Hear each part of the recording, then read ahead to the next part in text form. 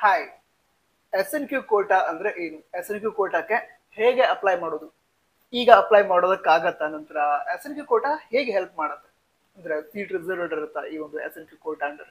ಈ ರೀತಿ ಹಲವಾರು ಕ್ವಶನ್ಸ್ ಅನ್ನ ನಿಮ್ಮಲ್ಲೇ ತುಂಬಾ ಸ್ಟೂಡೆಂಟ್ಸ್ ಕೇಳಿದ್ರು. ಈಗ SNQ ಕೋಟಾ ಬಗ್ಗೆ ಡೀಟೇಲ್ ಆಗಿ ಎಕ್ಸ್ಪ್ಲೈನ್ ಮಾಡ್ತಿದ್ದೀನಿ. ನಿಮ್ಮ ಎಲ್ಲ ಡೌಟ್ ಏನಿದೆ SNQ ಕೋಟಾ ಬಗ್ಗೆ ಅದೆಲ್ಲ ಕ್ಲಿಯರ್ ಆಗುತ್ತೆ ಅಂತ. ಈ ವಿಡಿಯೋ ಹೆಲ್ಪ್ ಆಗೇ ಆಗುತ್ತೆ. ವಿಡಿಯೋನ ತಪ್ಪದೆ ಲೈಕ್ ಮಾಡಿ, ಈಗಲೇ ಲೈಕ್ ಮಾಡಿ. ಈಗ ವಿಷಯವನ್ನ ತಿಳಿದುಕೊಳ್ತಾ ಹೋಗೋದಾದ್ರೆ SNQ ಕೋಟಾ ಏನಿದೆ ಇದು ಕೇವಲ ಎಂಜಿನಿಯರಿಂಗ್ ಕೋರ್ಸ್ಗೆ ಮಾತ್ರ ಅಪ್ಲೈ ಆಗುವಂಥದ್ದು. CET ಕೌನ್ಸಿಲಿಂಗ್ ಅಲ್ಲಿ ನೀವೀಗ veterinary, BSc agriculture, medical, dental, engineering, BSc nursing ಈ ರೀತಿ ಹಲವಾರು ಕೋರ್ಸಸ್ ಗಳಿಗೆ ಆಪ್ಷನ್ ಎಂಟ್ರಿ ಮಾಡ್ತೀರಾ. ಹಾಗೆ ಕೌನ್ಸಿಲಿಂಗ್ ಅಲ್ಲಿ ಸೀಟ್ ಅನ್ನ ಪಡೆದುಕೊಂಡು ಅಡ್ಮಿಷನ್ ಕೂಡ ಮಾಡ್ಕೊಳ್ತೀರಾ. ಅದರಲ್ಲಿ ಎಂಜಿನಿಯರಿಂಗ್ ಕೋರ್ಸ್ಗೆ ಮಾತ್ರ ಈ ಒಂದು SNQ ಕೋಟಾ ಅಪ್ಲೈ ಆಗುತ್ತೆ. ಬೇರೆ ಕೋರ್ಸ್ಗಳಿಗೆ SNQ ಕೋಟಾ ಇರಲ್ಲ. ಎಂಜಿನಿಯರಿಂಗ್ ಮಾತ್ರ ಈ ಒಂದು SNQ ಕೋಟಾ ಇರೋದು. SNQ ಕೋಟಾದಿಂದ ಹೆಲ್ಪ್ ಏನಾಗುತ್ತೆ ಇದನ್ನ ತಿಳ್ಕೊಳ್ಳೋದಾದ್ರೆ, ಎಂಜಿನಿಯರಿಂಗ್ ಸೀಟ್ ನ ಜನರಲ್ ಆಗಿ ಫೀಸ್ ಎಷ್ಟಿರುತ್ತೆ ನೋಡಿದ್ರೆ ಅಂದ್ಕೊಂಡಿದ್ದೀನಿ. ನೋಡಿದ್ರೆ ತಿಳ್ಕೊಳ್ಬೇಕು ನೀವೀಗ ಫೀಸ್ ಬಗ್ಗೆ ಎಲ್ಲ. ಓಕೆ, ಜನರಲ್ ಆಗಿ ಏನಾಗುತ್ತೆ ಅಂತ ಹೇಳಿದ್ರೆ ಈ ಅರೌಂಡ್ 1 lakh ಫೀಸ್ ಇರುತ್ತೆ. ಈ ಒಂದು SNQ ಕೋಟಾ ಸಿಗದೆ ಇದ್ರೆ ಈ ಒಂದು ಎಂಜಿನಿಯರಿಂಗ್ ಸೀಟ್ಗೆ 1 lakh ಫೀಸ್ ಇರುತ್ತೆ. ಅದೇ SNQ ಕೋಟಾ ಅಂಡರ್ ನಿಮಗೆ ಎಂಜಿನಿಯರಿಂಗ್ ಸೀಟ್ ಸಿಕ್ಕರೆ ಫೀಸ್ ಎಷ್ಟಿರುತ್ತೆ ಅಂತ ಹೇಳಿದ್ರೆ, ಒಂದು ಹಿಂದಿನ ವರ್ಷದ ಫೀಸ್ ಹೇಳೋದಾದ್ರೆ 21,000 ಇಂದ ಒಂದು 35,000 ಅದ್ರ ಒಳಗಡೆ ನಿಮ್ಮ ಫೀಸ್ ಇರುತ್ತೆ ಒಂದು ವರ್ಷದ ಫೀಸ್. ನಂತರ ಫಸ್ಟ್ ಇಯರ್ ನಿಮ್ಮ ಅಡ್ಮಿಷನ್ SNQ ಕೋಟಾ ಅಂಡರ್ ಆಯ್ತು ಅಂತ ಹೇಳಿದ್ರೆ, ಈ SNQ ಕೋಟಾ ಏನಿದೆ ಮುಂದೆ second year, third year, fourth year ಈ ರೀತಿ ಎಂಜಿನಿಯರಿಂಗ್ ಕಂಪ್ಲೀಟ್ ಆಗೋವರೆಗೂ ಕೂಡ SNQ ಕೋಟಾ ಅಂಡರ್ ನಿಮ್ಮ ಫೀಸ್ ಎಷ್ಟಿರುತ್ತೆ ಅದೇ ಫೀಸ್ ಕಂಟಿನ್ಯೂ ಆಗುತ್ತೆ. ಅಂದ್ರೆ ನಿಮ್ಮ ಅಡ್ಮಿಷನ್ SNQ ಕೋಟಾ ಅಂಡರ್ ಆಯ್ತು, ಒಂದು 25,000 ಫೀಸ್ ಇದೆ ಅಂತ ಅನ್ಕೋಣ. ನಿಮಗೆ ಸೆಕೆಂಡ್ ಇಯರ್ಗೂ, ಥರ್ಡ್ ಇಯರ್ಗೂ, ಫೋರ್ತ್ ಇಯರ್ಗೂ ಏನಾಗುತ್ತೆ 25,000 ಫೀಸ್ ಇರುತ್ತೆ ಪ್ರತಿ ವರ್ಷಕ್ಕೆ. ಫೀಸ್ ಎಷ್ಟು ಕಡಿಮೆ ಆದ ರೀತಿ ಆಯ್ತು ಅಂದ್ರೆ 1 lakh ಅಲ್ಲಿ 25,000 ಇದೆ. ಓಕೆನಾ? ಈ ರೀತಿ ಹೆಲ್ಪ್ ಆಗುತ್ತೆ. ಅಂದ್ರೆ ಫೀಸ್ ಏನಿದೆ ಅದು ರೆಡ್ಯೂಸ್ ಆಗುತ್ತೆ. ನಂತರ ಈ SNQ ಕೋಟಾವನ್ನ ಕೊಡೋದಕ್ಕೆ ಕ್ಯಾಟಗರಿಯನ್ನ ಕನ್ಸಿಡರ್ ಮಾಡಲ್ಲ. ಅಂದ್ರೆ ಜನರಲ್ ಮೆರಿಟ್ ವಿದ್ಯಾರ್ಥಿಗಳು ಕೂಡ SNQ ಕೋಟಾ ಅಂಡರ್ ಸೀಟ್ ಪಡೆದುಕೊಳ್ಬಹುದು. ಇದಕ್ಕಿರುವಂತಹ ಕ್ರೈಟೀರಿಯಾ ಒಂದೇ ಒಂದು, ಏನು ಅಂತ ಹೇಳಿದ್ರೆ ನಿಮ್ಮ ಫ್ಯಾಮಿಲಿ ಇನ್ಕಮ್, ವಾರ್ಷಿಕ ಆದಾಯ ಏನಿದೆ ಅದು 8 ಲಕ್ಷಕ್ಕಿಂತ ಕಡಿಮೆ ಇರಬೇಕು.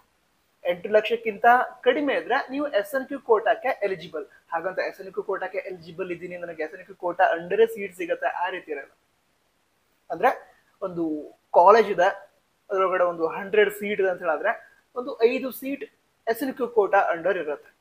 ಅವಾಗ ಏನ್ ಮಾಡ್ತಾರೆ ಅಂತ ಹೇಳಿದ್ರೆ, ಆ ಕಾಲೇಜಲ್ಲಿ ಅಡ್ಮಿಷನ್ ಪಡೆದುಕೊಂಡಂತಹ ವಿದ್ಯಾರ್ಥಿಗಳಲ್ಲಿ ಅತಿ ಕಡಿಮೆ ಫ್ಯಾಮಿಲಿ ಇನ್ಕಮ್ ಯಾವ ವಿದ್ಯಾರ್ಥಿಗಳಿದೆ ಅದು ಗೊತ್ತಾಗುತ್ತೆ ಡೈರೆಕ್ಟ್ ಆಗಿ. ಅಂದ್ರೆ ಸೀಟ್ ಅಲಾಟ್ಮೆಂಟ್ ಮಾಡೋರೇ ಕೇಳಿದವರು ಅವ್ರಿಗೆ ಗೊತ್ತಾಗುತ್ತೆ ಇಂಥ ಕ್ಯಾಂಡಿಡೇಟ್ ಇಲ್ಲಿ ಅಂದ್ರೆ ಅಡ್ಮಿಷನ್ ಪಡೆದುಕೊಳ್ತಂದ್ರೆ ಅಥವಾ ಅವರಿಗೆ ಇಂತಹ ಕಾಲೇಜ್ ಸೀಟ್ ಸಿಕ್ಕಿದೆ, ಆ ಕಾಲೇಜಲ್ಲಿ ಸಿಕ್ಕಿರುವಂತಹ ಅಂದ್ರೆ ಸೀಟ್ ಸಿಕ್ಕಿರುವಂತಹ ವಿದ್ಯಾರ್ಥಿಗಳಿಗೆ ಅತಿ ಕಡಿಮೆ ಫ್ಯಾಮಿಲಿ ಇನ್ಕಮ್ ಇಂಥ ಕ್ಯಾಂಡಿಡೇಟ್ ಇದೆ, ಇದು ಕೇಳಿದವರಿಗೆ ಗೊತ್ತಾಗುತ್ತೆ.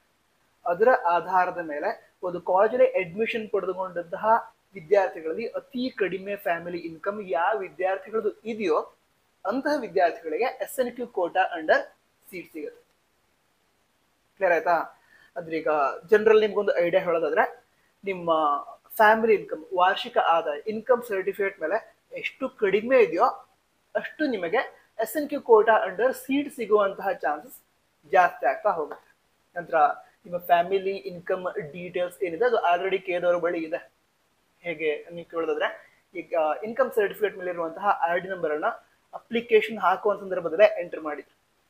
ಅದನ್ನ ಯೂಸ್ ಮಾಡಿಕೊಂಡು ಕೇಳಿದವರು ಕಂದಾಯ ಇಲಾಖೆಯಿಂದ ವೆರಿಫೈ ಮಾಡಿರ್ತಾರೆ ನಿಮ್ಮ ಫ್ಯಾಮಿಲಿ ಇನ್ಕಮ್ ಎಷ್ಟಿದೆ ಅದನ್ನ ವೆರಿಫೈ ಮಾಡಿರ್ತಾರೆ. ಸೊ ಇನ್ಕಮ್ ಡೀಟೇಲ್ಸ್ ಆಲ್ರೆಡಿ ಇದೆ. ಈಗ ಯಾವ್ಯಾವ ವಿದ್ಯಾರ್ಥಿಗಳು ಅಪ್ಲಿಕೇಶನ್ ಹಾಕಿದಂತಹ ಸಂದರ್ಭದಲ್ಲಿ ಈ income certificate related ID number ಅನ್ನ ಎಂಟರ್ ಮಾಡಿದ್ರಿ, ನಿಮ್ಮ ಇನ್ಕಮ್ ಎಷ್ಟಿದೆ ಅಂತ ವೆರಿಫೈ ಮಾಡಿಸಿದ್ರಿ, ಅಂತಹ ವಿದ್ಯಾರ್ಥಿಗಳು ಅಂದ್ರೆ ಅಂತಹ ವಿದ್ಯಾರ್ಥಿಗಳಲ್ಲಿ 8 lakh ಗಿಂತ ಕಡಿಮೆ ಫ್ಯಾಮಿಲಿ ಇನ್ಕಮ್ ಇರುವಂತಹ ಎಲ್ಲ ವಿದ್ಯಾರ್ಥಿಗಳು ಕೂಡ ಒಂದು SNQ ಕೋಟಾಕ್ಕೆ ಎಲಿಜಿಬಲ್. ಬಟ್ ನೀವು ಮುಂದೆ ಯಾವ ಕಾಲೇಜಲ್ಲಿ ಸೀಟ್ ಅನ್ನ ಪಡೆದುಕೊಳ್ತೀರಿ, ನಂತರ ನಿಮ್ಮ ಕಾಲೇಜಲ್ಲಿ ಈ ಸೀಟ್ ಪಡೆದುಕೊಂಡಂತಹ ವಿದ್ಯಾರ್ಥಿಗಳಲ್ಲಿ ಕಡಿಮೆ ಫ್ಯಾಮಿಲಿ ಇನ್ಕಮ್ ನಿಮ್ಮದು ಇದ್ರೆ ನಿಮಗೆ SNQ ಕೋಟಾ ಅಂಡರ್ ಸೀಟ್ ಸಿಗತ್ತೆ. ನಂತರ ಈಗ ಅಪ್ಲಿಕೇಶನ್ ಹಾಕ್ಬೇಕಂತ ಹೇಳಿದ್ರೆ ಈಗ ಅಪ್ಲಿಕೇಶನ್ ಹಾಕೋದಕ್ಕೆ ಆಗಲ್ಲ. ಯಾಕಂದ್ರೆ ಅಪ್ಲಿಕೇಶನ್ ಹಾಕೋ ಸಂದರ್ಭದಲ್ಲದೆ ನೀವು ಈ ಇನ್ಕಮ್ ಡೀಟೇಲ್ಸ್ ಅನ್ನ ಎಂಟರ್ ಮಾಡಿದ್ರಿ, ಆ ಇನ್ಕಮ್ ಡೀಟೇಲ್ಸ್ ನೀವು ಎಂಟ್ರಿ ಮಾಡಿದ್ರೆ ಅದ್ರ ಬೇಸಿಸ್ ಮೇಲೆನೆ ನೀವೀಗ ಈ ಎಸ್ ಎನ್ ಕ್ಯೂ ಕೋಟಾಕ್ಕೆ ಎಲಿಜಿಬಲ್ ಇದೀರಾ ಅಥವಾ ಇಲ್ವಾ ಇದನ್ನ ಕೇಳಿದವರು ಆಲ್ರೆಡಿ ಡಿಸೈಡ್ ಮಾಡಾಗಿರುತ್ತೆ. ಮುಂದೆ ಡಾಕ್ಯುಮೆಂಟ್ ವೆರಿಫಿಕೇಶನ್ ಸ್ಲಿಪ್ ಏನ್ ಬರುತ್ತೆ ಅದ್ರ ಮೇಲೆ ಮೆನ್ಷನ್ ಆಗಿರುತ್ತೆ. ಅಂದ್ರೆ ನಿಮ್ಮ ಫ್ಯಾಮಿಲಿ ಇನ್ಕಮ್ 8 ಲ್ಯಾಕ್ ಗಿಂತ ಕಡಿಮೆ ಇದ್ರೆ ಎಸ್ ಎನ್ ಕ್ಯೂ ಕೋಟಾ ಅಂತ ಕೊಟ್ಟಿರ್ತಾರೆ, ಅಲ್ಲಿ 8 ಲ್ಯಾಕ್ ಗಿಂತ ಕಡಿಮೆ ಇದ್ರೆ ನಿಮ್ಮ ಫ್ಯಾಮಿಲಿ ಇನ್ಕಮ್ ಎಲಿಜಿಬಲ್ ಕೂಡ ಮೆನ್ಷನ್ ಆಗಿದ್ದಿರುತ್ತೆ.